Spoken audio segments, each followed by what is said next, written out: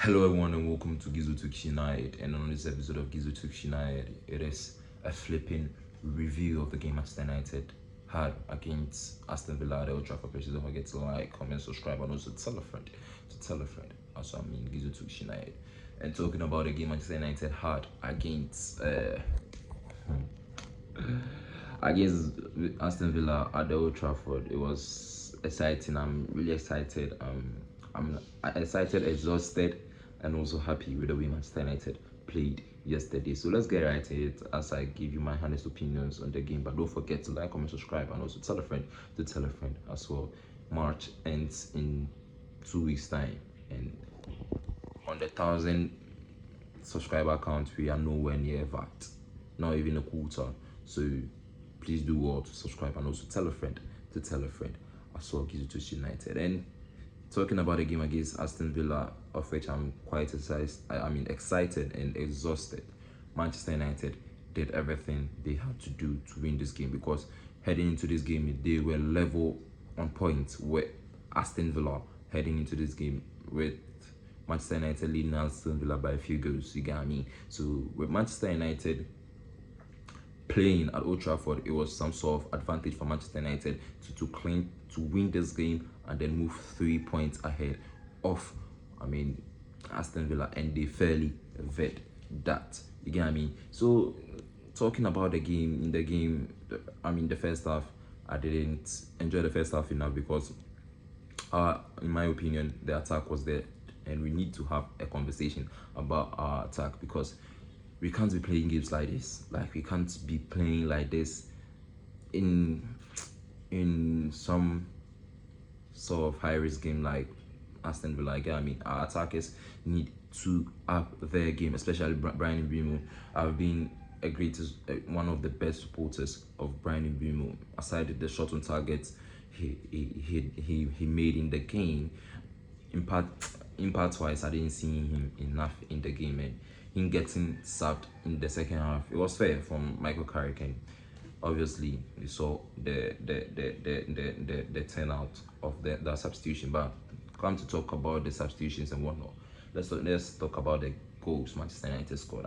That was a brilliant header from Casemiro, just as the Stretford end was singing, one more year, Casemiro. We flipping need him, his type of player next season. You get what I mean? Because he has been really solid for Manchester United, and come to think of the numbers he has given Manchester United this season, 7 Premier League goals this season, level with Bruno Fernandes. It's quite impressive, and big shout outs to Casemiro for such a performance against Aston Villa. And then to Bruno Fernandes as well.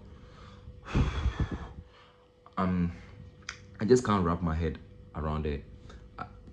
Most of my friends will testify to the fact that I was not one of the greatest supporters of Bruno Fernandes when he was coming at Manchester United. I was like, I've not seen enough of him, and how do I even support him? But looking at what he has done for Manchester United, it's time to, in my opinion, put him in the legendary status, because you get what I mean, he has been the one for Manchester United. You get what I mean? And at Manchester United, he is the third player. Like yesterday, after the game against Aston Villa, he is the third Manchester United player to reach 100 goals, 100 assists for Manchester United. Quite impressive. Not there. That's not the only record record breaking whatever he had made. Again, he has amassed 16 Premier League assists.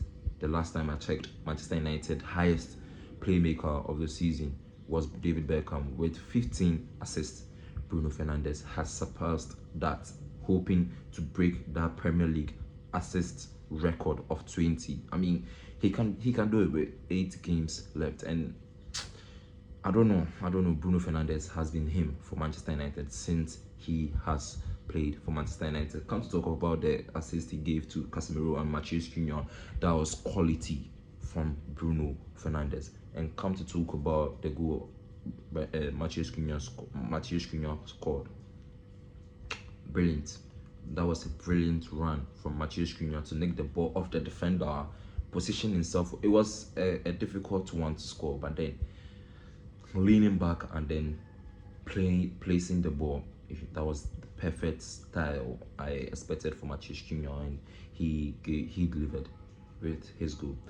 I can't talk about the super sub Šeško. I believe we need to bring Šeško in the second half, because in this 2026, in the games he has come for played for Manchester United in the second half, we obviously know what he has done.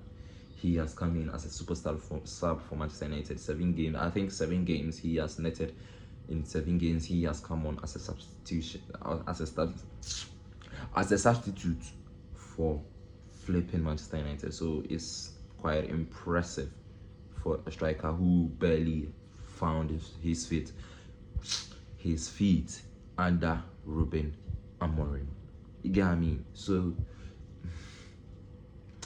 I'm quite impressed, happy, exhausted from the game Manchester United had.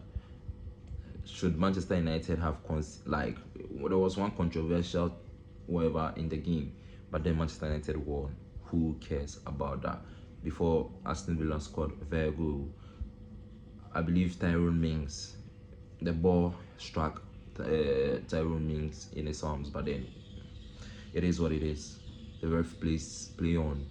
I mean, the Anthony Taylor plays it on, and then Ross Barkley scored within one of the closest ranges ever, and then in doing so, I think the ball skid, or it at least touched the shorts of Amadou Onana. But it is what it is. Manchester United won, so no one is going to talk about that. But if it was to be the other way around, we obviously have this making the headlines in newspapers, podcasts, YouTube, and whatnot. So overall, as I've said, I'm quite excited, exhausted, happy for Manchester United moving up like the table with 54 points, Villa 51, Liverpool 50, Chelsea 49. So I'm quite impressed, and we are aiming at that Champions League spot where hopefully Manchester United can be named among the Premier League teams or the clubs who will be representing Premier League in the Champions League next season. So big shout out to all the players from defense to attack. Kobe Mainoo needs to up his game. In my opinion, I was not impressed. Brian Mbeumo, not impressed.